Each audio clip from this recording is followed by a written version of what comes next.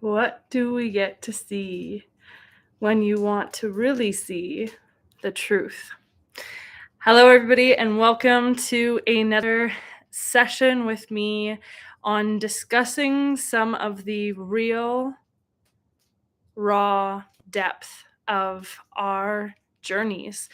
I am super excited on today's segment to talk about what is so stagnant in our spaces lately and why this has been so much unraveling and why people are starting to really dig into the deeper requests and questions about their own journeys on this earth walk. So, today we're going to dive in about finding out more about why and how the why is a double-edged sword, and to really think about this discovery when we're going through this year of reclaiming. It's kind of that theme of digging for dinosaur bones. These are things that we know that are buried and in the depths of our our lands, but sometimes we don't know how to truly find it, how to explore it, and then yet how to bring it up and try and preserve that essence of what may be majestic or beauty. And that's what I find a lot of people struggle with trauma. We all have triggers. We all have baggage. We all have crazy. We all have disconnect and dysfunctional families, friends, work, societies, bodies, minds, souls. Everything on this planet isn't to be just buzzing in harmony. That is somewheres where I believe our soul comes from and goes back to, but it's not on this journey of being in earth to have that experience now. This now experience is about you really just purging through those karmic vows, contracts, debts, things that we said we would do and things that we said we would never do, and then what we actually end up doing in this lifetime. And many lifetimes, my belief system is before this. So when we are trying to discover the truth, a lot of people don't want to resonate with maybe that version or the sayings or the expressions that they were at that time. So you're going to find a lot of disconnect or kind of making you feel you're crazy or dancing around the topics. So, my advice that I've had to journey with in my personal life and also in thousands of people I've connected with through these years is to understand that you cannot prove um their injustice to somebody. That person will fight tooth and nail, because when you are in that trauma response of working and thinking and processing in your reptilian brain, you don't have the capabilities of just coming back into that higher awakened, higher aligned, higher connected version of yourself and be like, yes, I absolutely agree. It was my fault. I should have done better. I shoulda, shoulda, shouldas, coulda, wouldas. That doesn't happen when you are first battling or discovering or unrooting the experiences that we journey with. So, a lot of my healing and blessing and clearing work that I do, there's a lot of resistance in the beginning of any exploration. So that is why when you are asking your soul to say, I need to figure out this answer, I need to understand who I am or what I am, and we get into this curious George state of discovery, in our environmental background, it is called a phase one. So, this is where we are starting to really seek and understand and kind of get our bearings of where or what or how did things happen, or what has been the problem or the destruction in this process. And a lot of what we have to do is go back to the two versions of our experiences. One is the innocent or pure or kind of um, untapped version of what you were experiencing or what you keep reminiscing with. And that is where we call it's the native landscape, the beginning, the primal, the basics, the fundamental start of where we all existed. And then we sample, what did that look like then? What was happening? Why were you happy? Why were you excited? Why did you have energy? Why did you feel it was a good thing at that time? And when we start to kind of investigate and take inventory of how or what those definitions that we sometimes just um, hold into our definitions of, well, this is how I was happy, or this is why it was good, or this is why this experience was so important to me at that time. Then you go to the site or the place, or that experience of what you now are dealing with the destruction, with the hurt, the pain, the suffering, the trauma. And when we get there, sometimes it feels like it's a murder scene. You don't know who did it, what did it. There is just so much um, debris or damage that is on site that a lot of people just start to kind of pick at the surface.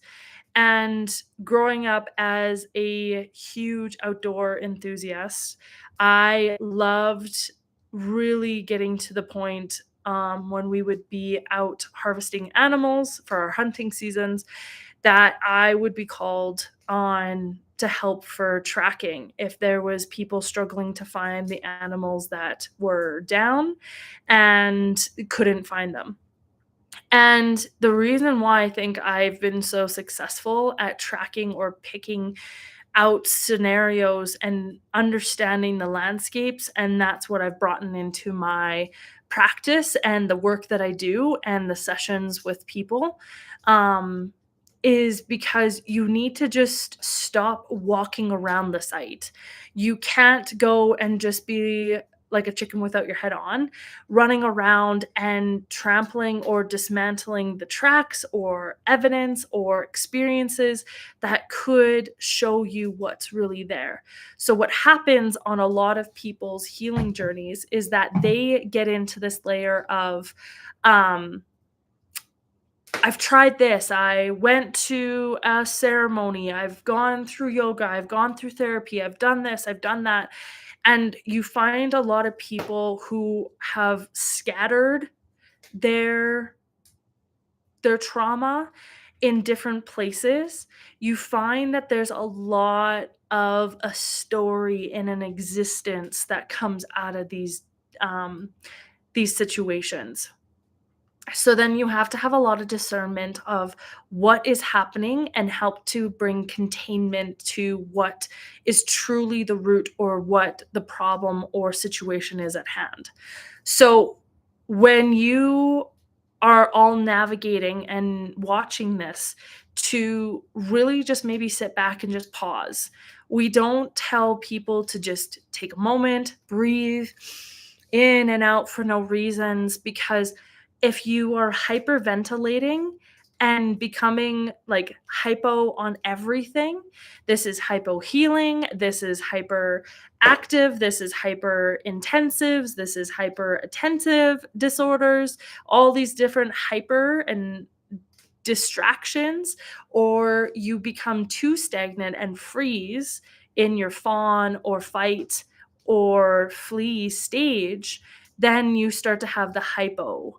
So that's where you will start stagnating, not moving, just holding and not breathing out. So there's a balance between having that discovery really help understand where you need to just come back to center in your discovery. So, in that initial state, this is where my examples come in real life. Right now, I have tons of connections with people dealing with being the black sheep of their family. And why there's the societal label of people being the black sheep in the family is because you have two layers that we just talked about, hyper and hypo reactions happening in that person. That person feels like a whistleblower. They feel like they need to say something, and there is something in their systems feels not good. So they feel that there's not being truth said, that there's something making them feel unsafe.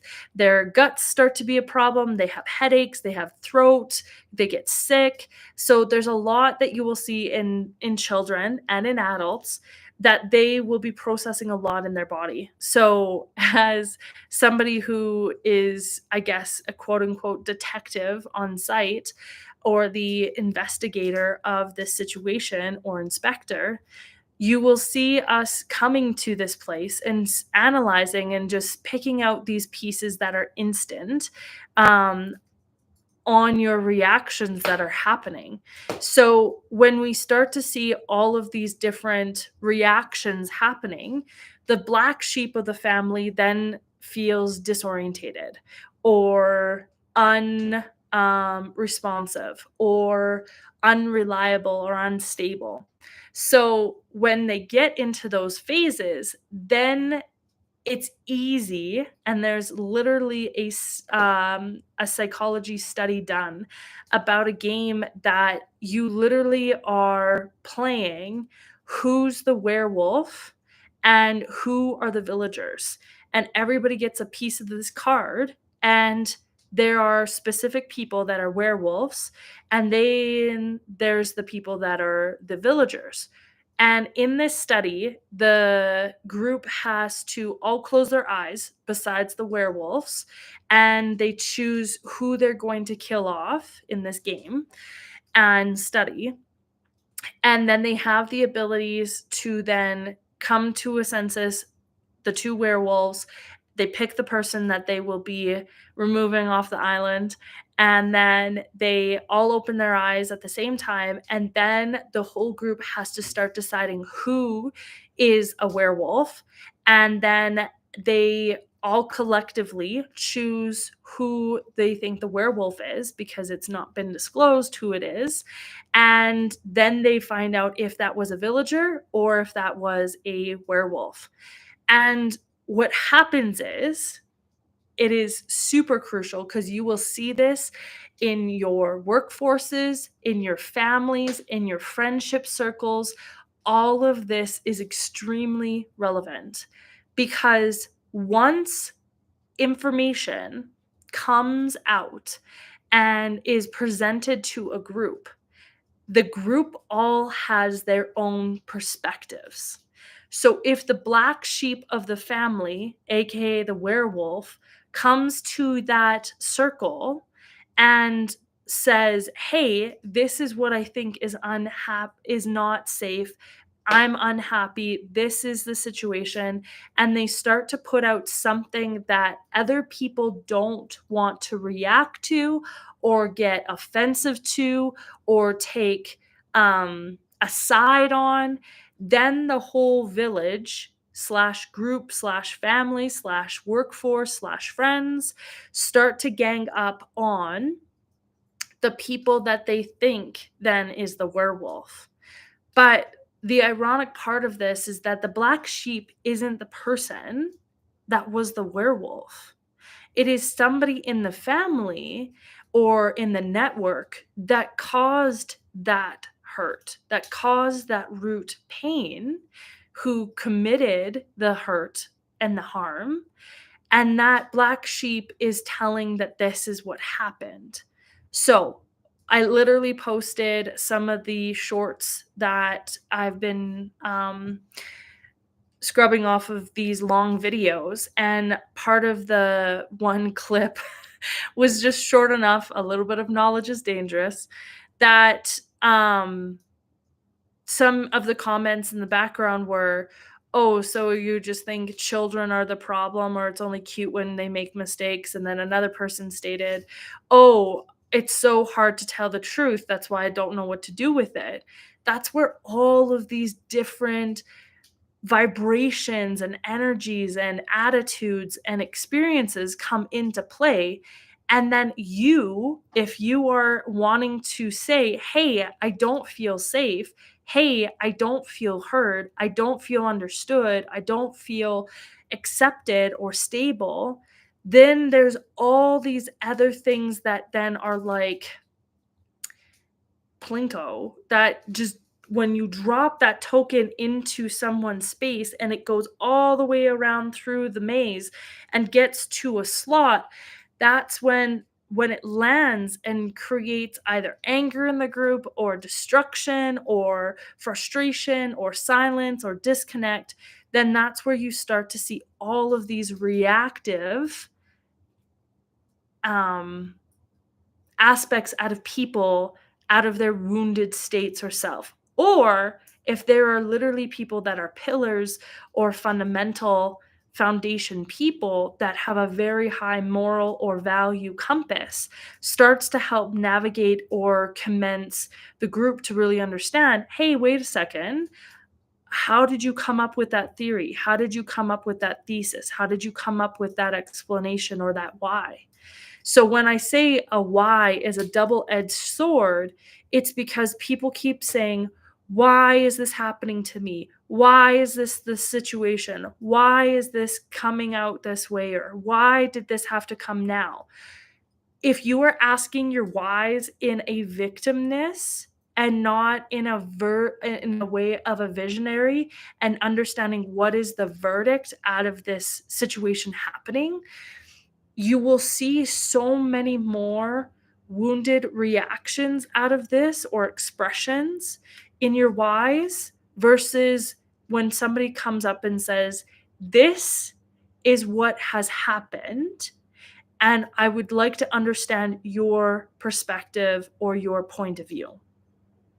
If you remove it from that victimness and create a stable foundation where it can just be expressed and then not taken at face value right off the hop, you will have a better situation at hand.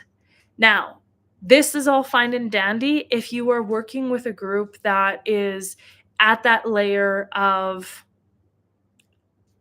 kind of first offense. This is where people are like, "I'm sorry, I did not mean to get all razzled. I've been stressed. There's things happening at home." You'll hear that a lot at either different workforces or in family situations. Then you say, "Yeah, no problem. This is just what I think is important to have a boundary to move forward and to make sure that we don't have this kind of reaction again." But if you are having multiple offense um, and experiences, and it's starting to become a toxic environment, you need to understand their actions and their behaviors are manipulative and very corrosive to a foundation in all ways. Because what happens is that person now is no longer just playing the nice guy or wants to hear your side of the story. This person is literally leeching off to find out more information. Now, I have a very long-winded segment that will be coming about these situations, but for right now, I want you to understand, how do you start to identify people that are corrosive in the community? Now, remember, we want to keep this whole theory and idea about understanding what is the werewolves and what are the villagers. Because what happens is werewolves are those corrosive situations in this society because they start to watch and witness and observe what is the reaction in certain situations. So, for prime example, it is somebody who is very insecure or has done a lot of hurt or damage in other surroundings. So what happens is that these types of people are very inclusive to people that usually maybe not might not be the ones that are first at the pick or the draft of friendships or connections. So what happens is it starts to become a predator energy. You will start to see that this is types of people that literally are watching and observing people and then picking them out or cornering them or including them into things that maybe sometimes they were never allowed or able to do. So then they start creating this trust bond. But it's truly, when we talk about trauma bonding, what this is. They start to find out more of their personal selves, their insecurity levels. They start to say little kind of phrases of like, oh, this is what means so much to me, when maybe it's technically not what means much to them. And then that other person is like, yeah, I really love that kind of sport, or I really love that kind of food, or I really love that type of music. And you start to just like understand, and they literally are feeding off what they can get out of you. So then they have enough like space and timing so that they allow people to then feel validated, they feel excited. So then they're like, "Hey, I would really like to, connect again. I think it's really important that we stay in this connection." And it is so funny because this is what you think is very meaningful or helpful or like really compassionate connections that we really all are seeking and wanting. But what happens is that that's something that is maybe showing a red flag or a yellow cautionary sign that's blinking in the background saying, "Okay, what am I trying to seek or validate out of this experience?" Now, I'm not trying to get everybody to be these like walls and then have no connection. This is why we're here. This is why we meet people. This is why we disconnect from people. This is why we have the loves and the pains and the whole roller coasters and thousands of movies of breakups, marriages, divorces, and happy ever afters. It's the way of life. We have to experience these human connections in order to pay back the karmic debts that maybe we weren't the best people in another lifetime, or we maybe weren't the best um, humanitarian or person that really cared about things. So then you have these counterintuitive experiences. So, how you start to detect if somebody is authentic versus somebody who's just manipulating and controlling, your key signs of all of these situations usually come back to, is the person truly listening and wanting to be a part of that connection with you? Or do they just talk about themselves all the time and then dismiss you, but then keep bringing up topics to figure out who and what you are? They'll bring up little things about politics. They'll start bringing up things about religion. They'll bring up things that are very controversial to figure out where do you stand and where are you stepping. So once they figure out where you kind of have your belief systems, they kind of investigate you a bit more, then they start having really basic ways of entering in conversations. So, this is extremely crucial for those dealing with toxic family members or friendships. They will go off on this. They will be like, "Oh, I just had the worst day ever." And then a compassionate person will be like, "Oh, why? How come you had a bad day?" And they'll be like, "Well, I had this situation happen." And then they'll watch you and they'll be like waiting for you to respond and be like, "Oh, what situation was that?" Or, "Oh, did something happen with Karen or Dad or Deb or Fred or Billy?" And then if they watch you just have if you feed them information, then they are doing this interrogation in kind of like a feeding. It's like fishing. So they're baiting the hook for you to take and see where you're going to go with this. And so what happens is that they're like, "Yeah, it's so crazy you say that. Yeah, today I was struggling with dad or mom or sister or the boss or the fuel up people." And they'll go and say, "So, yeah," and then it's the craziest thing. They just, like, really were off, or they came at me with this attack and all of these different scenarios, and then they're just trying to build this compassion bubble around them to keep asking questions about you or what you know.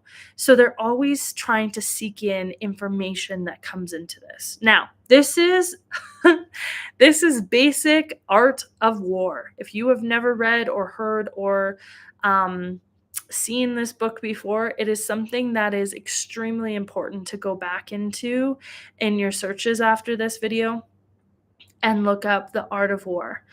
What happens is that these are different strategies to conquer more land, more experiences, more expansion into their domains. So what happens then after that, that person then starts saying, "Yeah, so like have you ever had problems with this person, or have you had to struggle with something like this?" And then you just like open a whole floodgate and be like, "Oh, have I had to struggle with this person? This is what happened to this and that and whatever." And they just gained a whole bunch of information to use as fuel or ammo for their next attack. Then what happens is they start to stew around the situation. So, my advice is that if you wouldn't be saying that to that person, don't be saying it out of your mouth. I am a strong believer. I have been thrown underneath the bus, been on in front of the bus, and strapped in to be that peg or that target or that experience to have attacks like this happen. And I have been gullible beyond expansions or expressions, and why I expand all these different examples for people so that you start to have your ears up when somebody is just really trying to be a trickster or a manipulator in the background. What happens is a lot of times this is where the person then has gained so much respect or honor or dignity or um, your personal space and knows a lot about you. And that is when they know they have you. So then you become cornered in your own home, your own body, and your own experiences. So what happens then, you then have to either choose to sacrifice yourself and be the bad guy out of the situation, or you start to be the AKA black sheep or the whistleblower, or you then become a victim of their actions, and then you become as septic, if not worse, of that person's shadows and visions, because all they want to do is create you to have the same cloak and shadows. So, to round that back into the whole study and the game that was done, they then label you as the werewolf. Then they have the abilities to blame you when you come out with facts, aka the black sheep, and start to say, "Hey, this is what I do know, and this is what I do and had or been or did experience." And then people are like, "No, you haven't." Then the discrediting and the destruction starts and says, "You know what? Sounds pretty fishy why you would know all these things, or how would you have experienced that kind of stuff before, or you're too young, or you haven't been there and you don't know enough." And then all of this you pointing keeps coming at you, and then it starts to be the horn in your gut. Then the attack happens, and then we start to have the demolishing of people's voice, their essence, their connections, and their belief systems and anything. So then we start to have more shut down people in our society, because this is where they then feel unsafe. So your root chakra shuts down. You don't want to be connected to your partners. You don't want to be connected to friends. You don't have the energy to go and do these things anymore. And it's just a snowball effect that keeps coming up. So what happens then is that werewolf has you buried, enough to just keep rotting and being septic, but then is a bit on edge because they don't know if you will be able to resuscitate yourself back to life to have these awakenings or debriefings or ways of having justice come back into this experience. What happens in our society is there is so much distraction that creates destruction in the own village. So then you're going to have family members or friends or coworkers or communities that start to be, well, did you hear what that happened? I can't believe they would blame this person. I can't believe that this is how this had to happen. Or did you hear? Or did you know? Or did you see? Or did you do? Right? There's all these different things that then come into this whole play. It's a whole show, a circus that just keeps everybody distracted so that the other people, the werewolves, continue doing the work behind their doors. So, what happens then is that once the werewolves have enough people surrounded, then they keep inviting them into these homes, these spaces, and then start to wreak havoc. And that is where you have seen throughout all of this history. And I can give you a few examples of where we start to have dictatorship. We start to have this whole layer of um, entitled dysregulation and people who think that they're leading into something of a bigger mission. But then you start to realize who's been following them, who is really grabbing at their coattails and really walking and holding on to their legs to just follow where these people go all the time. And this creates this godlike shadow and energy that people are like, oh, without this person, I don't know what I would do without them. Or they are so kind, they're so good. How would that ever be a situation that person would do or be that way? Those kids are good. They turned out good. Look, they're fat, they're healthy, they're tall, they're smart, they're in honors, they're in sports, they're this, they're that, right? There's so many of these different elements that everybody tries to put this bundle together instead of getting to the root and seeing it for their own eyes. Because what happens, why people don't want to see what's really going on or did see what was happening and don't do anything about it, it's because that is where their wounds come from. That is where their damage is still septic. And that starts bubbling up in their spaces, and they don't want to have anything to do with that.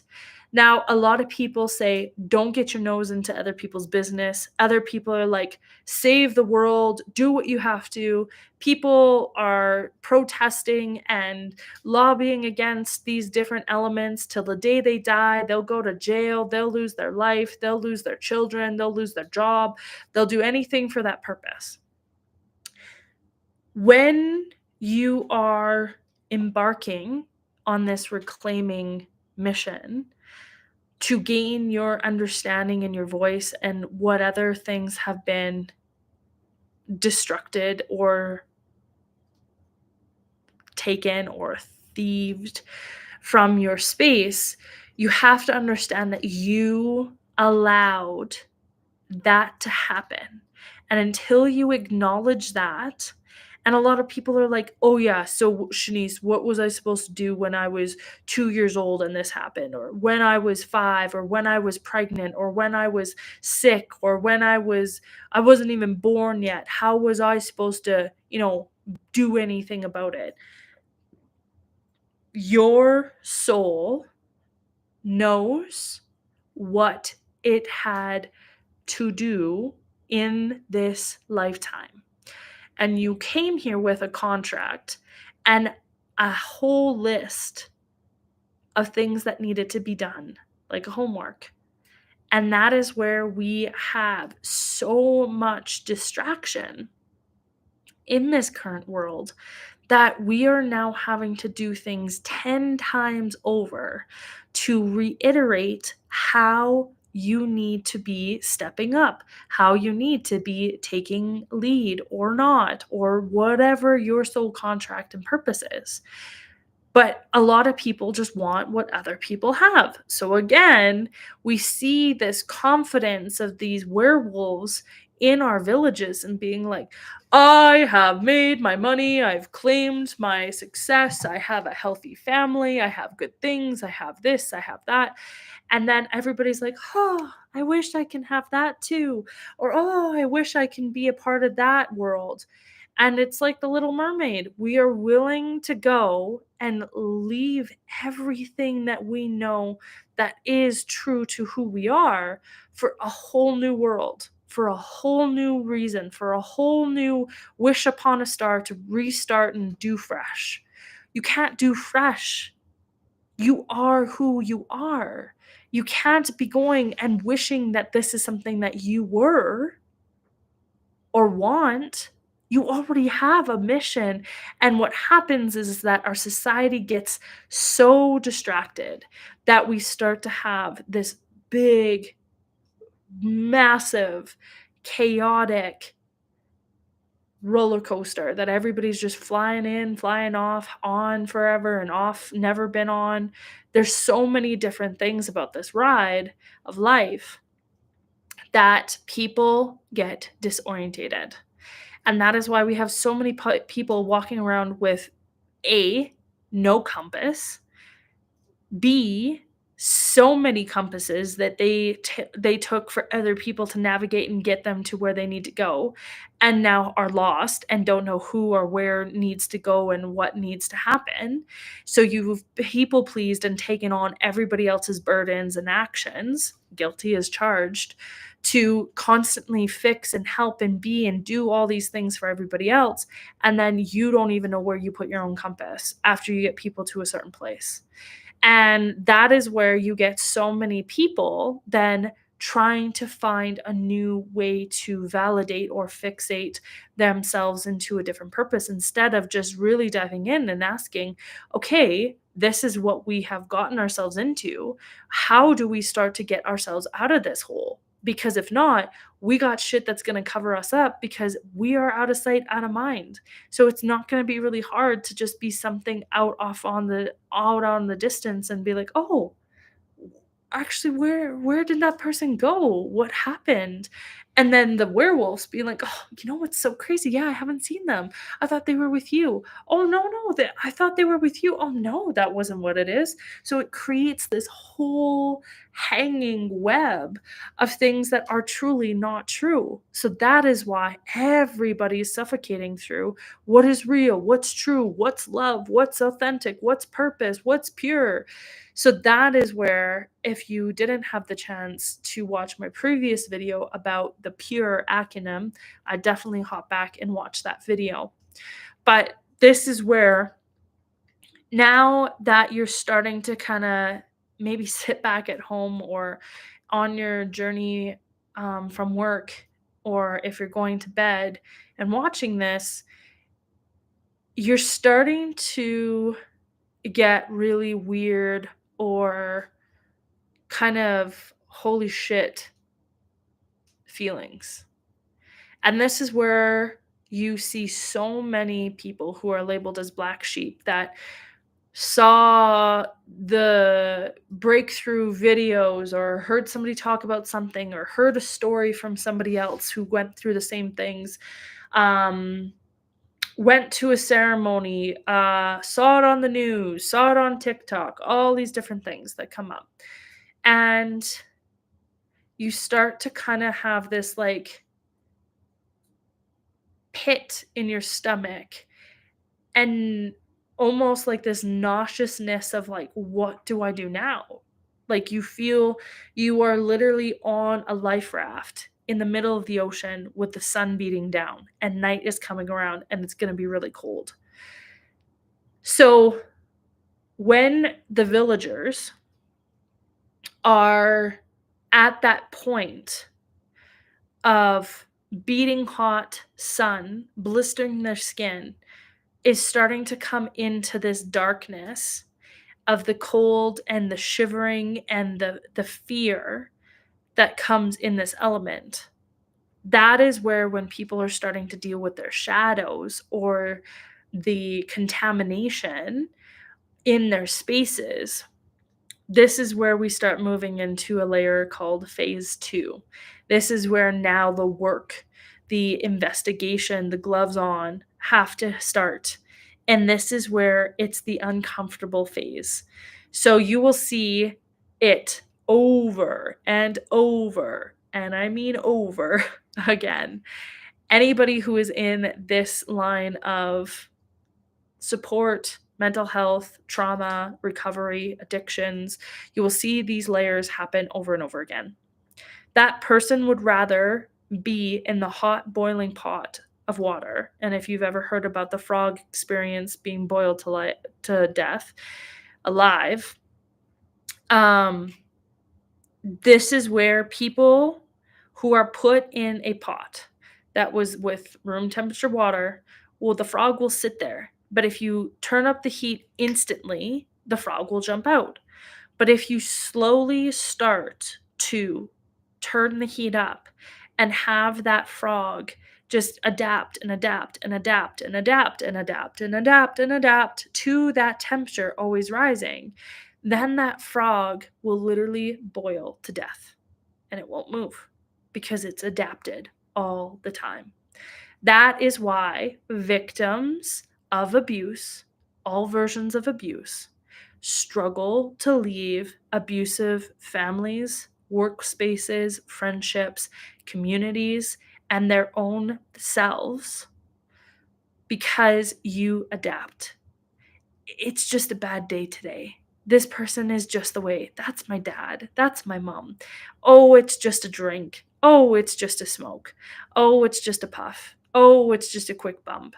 They do this when they're on holidays, or they do this just because, or oh, it wasn't that big of a flirt. No, they didn't have sex, so it's not cheating. There's so much adapting that goes on that is detrimental to your existence, because then you start becoming the pot that is in a constant state of turning that abuse up.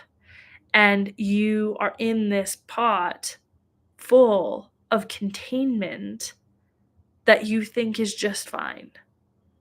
And the water just keeps getting uncomfortable, and you think you should move, but your gut is like screaming for you to move and do and change.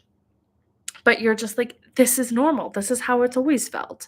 That is why you will have such a high number and statistic that I can absolutely share with you guys on our emails of how many people who still stay in abusive cycles and relationships are begging and yearning, even after all of the hurt and damage constantly is being done, how they will still be there just because their moral compass wants to be a good person. They still are an inner child that is wounded, still yearning to have that validation of mommy and daddy, that they still want to have their grandparents, that they still want to have friends, that they still want to be liked and applauded by the communities. This is where the toxicity starts to happen rapidly, and the poison in the water systems start to go through communities left, right, and center. Then your land will be the one that says enough. Your bodies will be the ones that say enough. Your financials will be the one that says enough. There's so many situations that I've helped hundreds of couples and families and even individuals move out of their environments after they have come to their realization that they've been staying in toxic or over safe levels of boiling water because they just thought they didn't deserve to go or do something different, or it wasn't that big of a deal. When they start to get away from that illusional society and communities, they start to realize afterwards. And there's so much then work when the night in your life raft, when you start to see that flare in the far, far distance, and that is sometimes me or other people or guides or other things that you see in the world, are coming to be that light and that support. But you then start to see the shortness of that night coming quicker. And that cold and that fear sometimes will swallow the people up whole, and you don't have a chance to get to them in time. You have people that will try and sit there and you will help and be in support, and they just still can't release that. And they still think that that's what is safe to be a part of that village aspect or that burning sun aspect. And then you, as the person who's a lighthouse, start to become deflated because you keep seeing this carnage, this mass murder of people just dying off because they don't feel understood, worthy, supports. There's no resources, there's no systems, there's no this, there's no that. It's hard because when it's people that have experienced all layers of abuse like I have, and you start to see how people sabotage their own selves, and trust me, I have and had done my fair share of sabotaging until it gets to a point that it literally takes valuable or unreplaceable things. And coming from an environmental farming and extreme outdoorsy person, when you start to realize that there is maybe not that fresh water you will get again, that you start to realize you will never have that animal or that horse or that pet again, when you start to realize in your own family that you can't see that person again, hug that person again, or hold that child again, that has been taken from that toxicity, you start to either wake up or numb and become a decay. And yes, we are an ecosystem. There's things that need to die and to be reborn again to have the abilities to succeed that. And what's happening in our society right now is you are starting to see a typhoon happen, a huge downpour of people drowning because of their emotions are so overwhelmed. And on the other side, you will see a tornado of anger and rage that's ripping across countries because they cannot control themselves anymore, because they are so wound up that they can't stop the destruction that they have in their path every step of the way. Then you have on the other side of the directions a tsunami, a place where people have built it, built it, built it, built it, built it up so big that when they crash onto the land, that it wipes out everything. And then you have another direction where there is so much barrenness that there's not even anything that can live or sustain because it is so barren. There's no food, no water, no shelter, nothing that can grow or exist in it.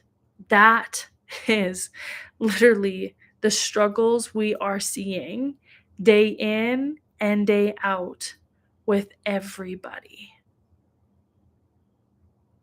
I want you to just sit with that and understand that in all directions, there is so much chaos that is happening, and why you've maybe been hearing me say these specific words, and you're like, Shanice, you never really used to say it like that, or oh, are you just on a fad of a word? It is literally me as a projector in my human map design.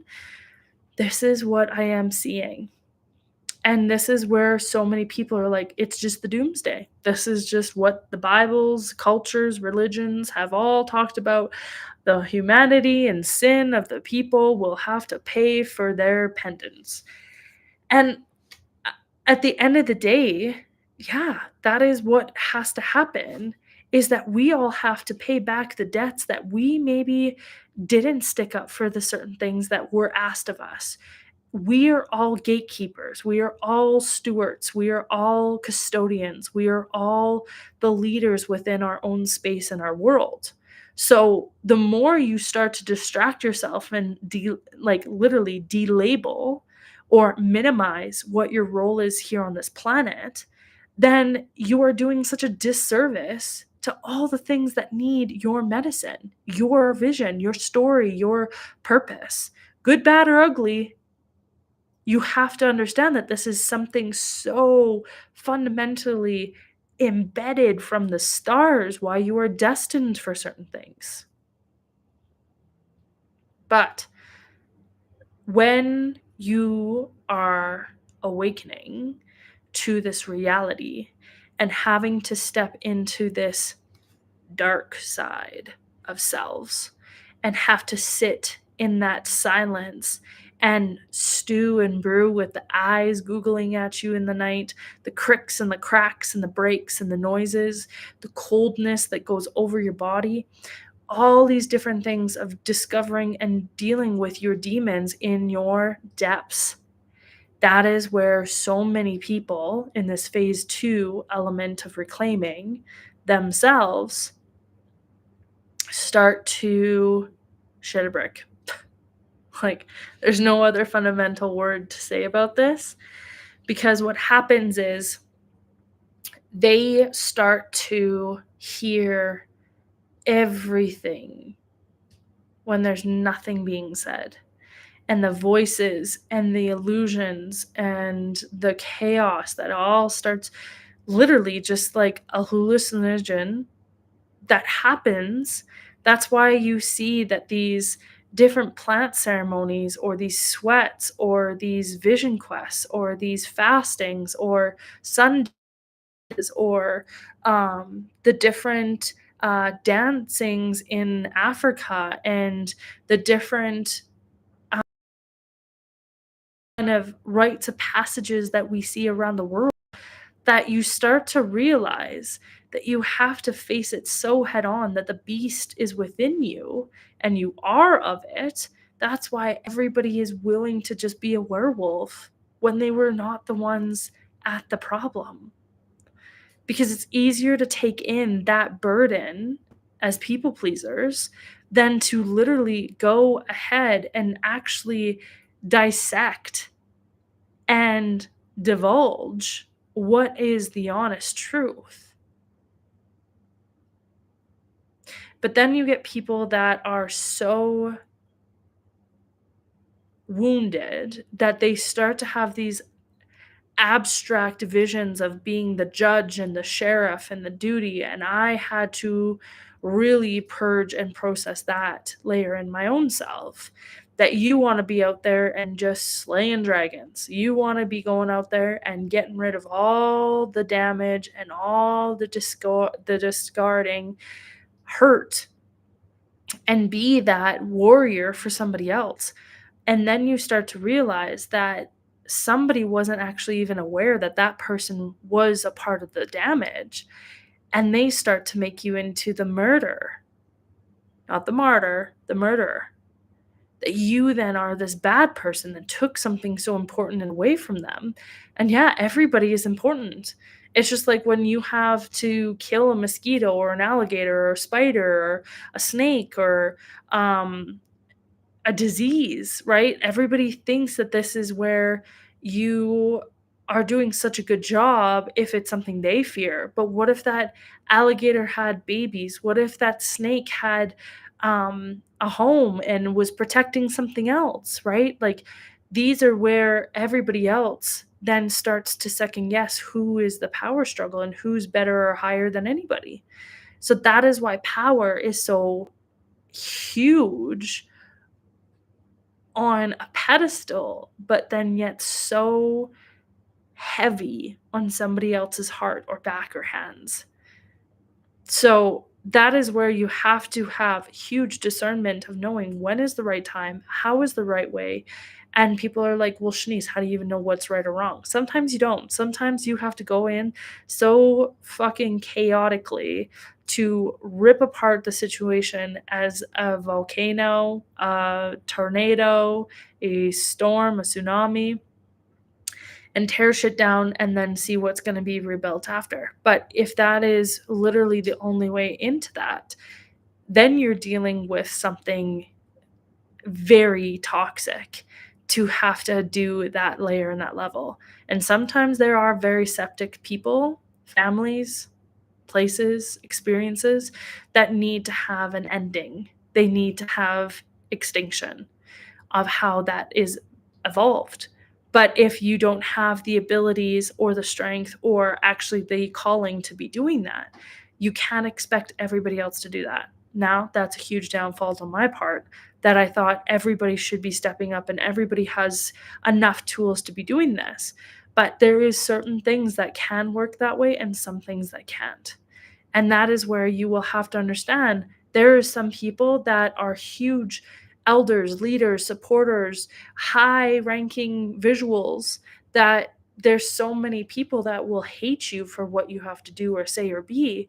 But you have to understand that you're not here to be the assassin on good or bad situations. You have to understand that you are here to be the authentic being and purpose you are today.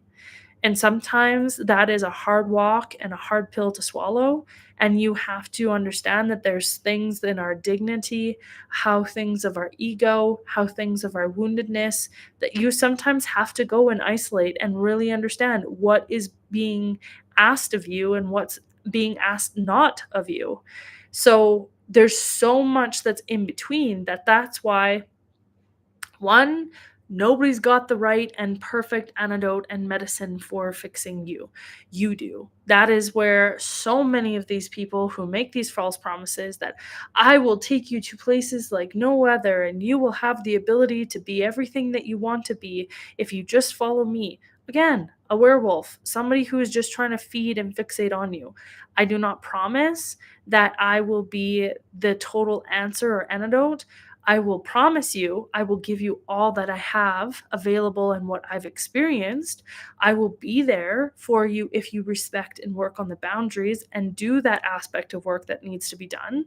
But if there is all this taking and greed and negativity and literally the lack and the disrespect out of it, it doesn't matter, elder or youth. This is where you have to understand it's something that they have to learn then on their own. This is not where we are parents, to our friends, to our communities. We are not the people to be reparenting our siblings. This is where you have to understand that there's not you being selfish and selfless. It's a hard definition to really understand that distinction, but there's also those layers of enabling.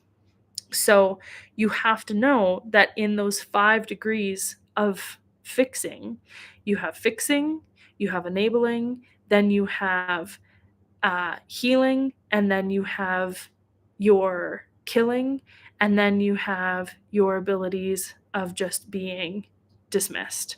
So, in those 5 elements, if you are going to go, there's only a hair degree difference between these, that they will be in those layers of blaming you or loving you. And that's not always on to you to be who can, what we quote unquote say, play God on these elements. So, in that discovery today, I hope this starts to bring up a lot more awareness, some realness, and really helps you start to define what it is that you see is happening in your 4 walls or in your spaces. Because in my 4 walls, there has been so many things that I've had to learn the real hard way. There are some things that I've been so blessed that I don't think I deserved it. And that is the gift of the contradictory ways of being a human. And so I hope as you start to navigate this journey, there are things that you will have to do that are hard. And you have to understand if you don't want to do those, then stop blaming other people until you just have time and space and communicate that. Discuss that and say, hey, you know what? I hear you. I understand what you're trying to say and what you're trying to do, but I am just not there yet.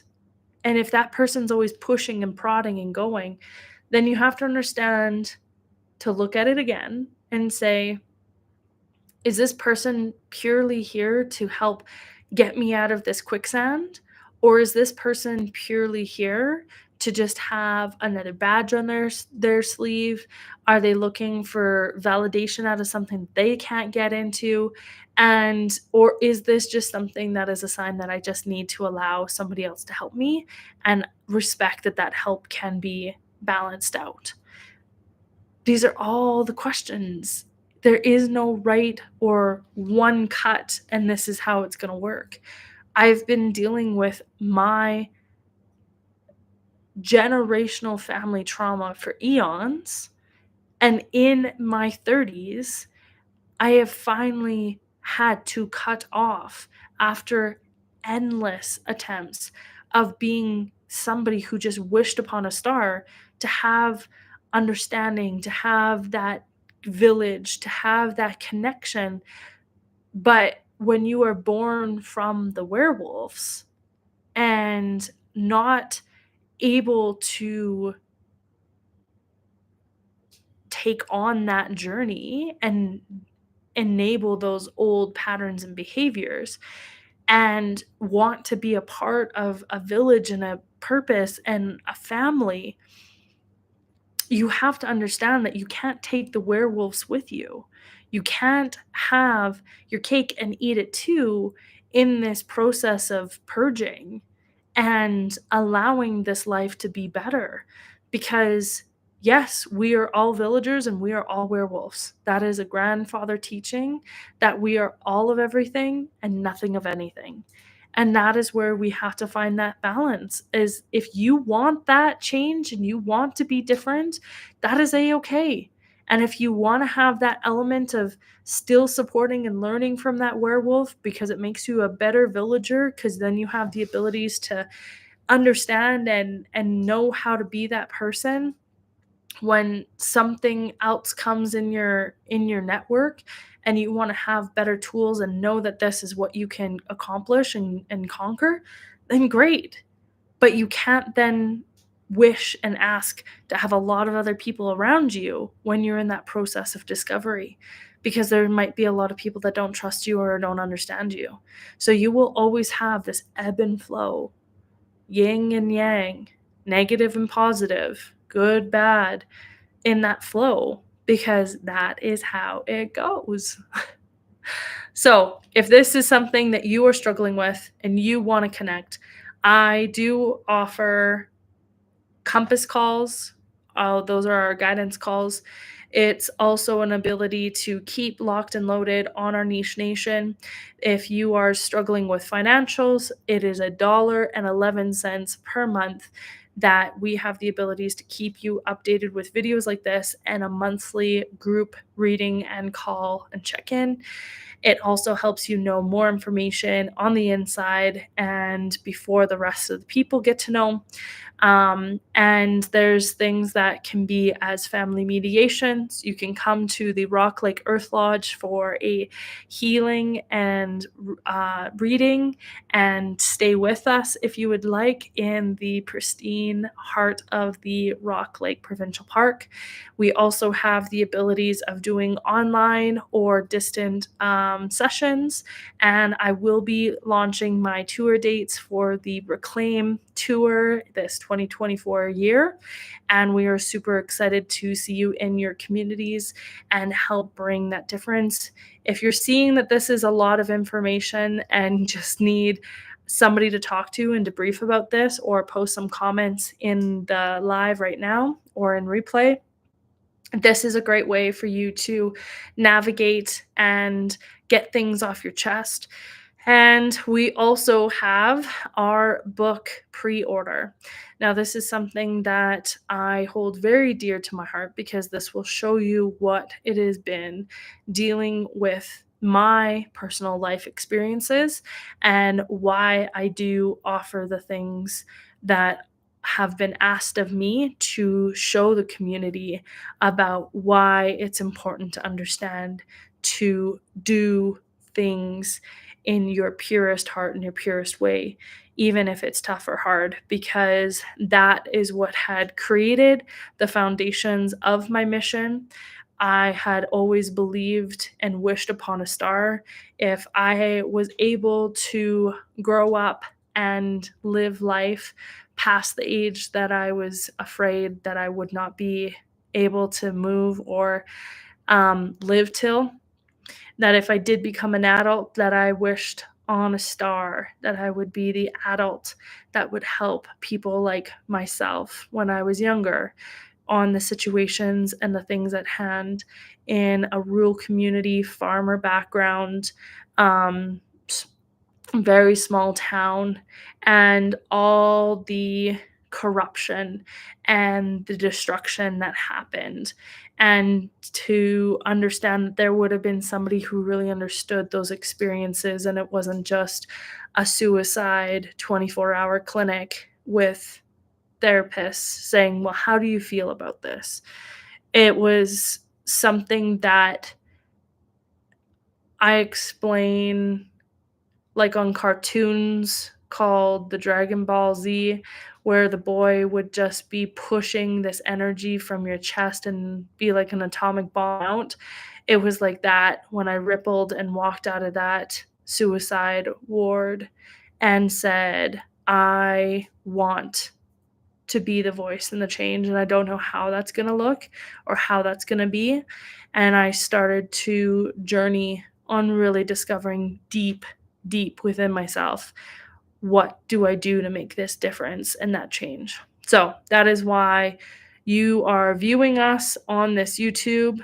You are seeing us in literally a destiny achieved home and lodge, and literally was cut from the cloth of my vision boards, and understood that it had to take time and patience to be ready to steward something as sacred and important to help others understand their journeys. I am here to help and discover that with you. And it's not to just go and start telling everybody to move and cheat or just um, divorce and lie and steal. That's not how this works. This is about understanding what's at hand.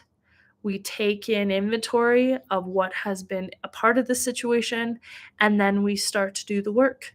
We put on our gloves and we start to get dirty on what it is and put that elbow grease in to understand what layers did we take accountability in, what layers need to be taken accountable from other situations or experiences or people, and then we start to reclaim and restaurate what is needing to be put back and what is available to be put back as. So sometimes we have family by the end of it, sometimes we have family of choice. Sometimes you have a work and healthy relationship out of it, and sometimes you have your purpose of discovering who you are on your own journey. Sometimes we have children out of it, and sometimes we do not have the loved ones to hold again because that journey had taken them to away from the earth side. So this is for people on all spectrums of their walk of life to understand that this isn't just something just for shits and giggles that I do. This is my mission. This is my purpose. And if this is something that is deeply resonating with you right now, then I am here to be a part of that journey with you. And I ain't a person that false promises.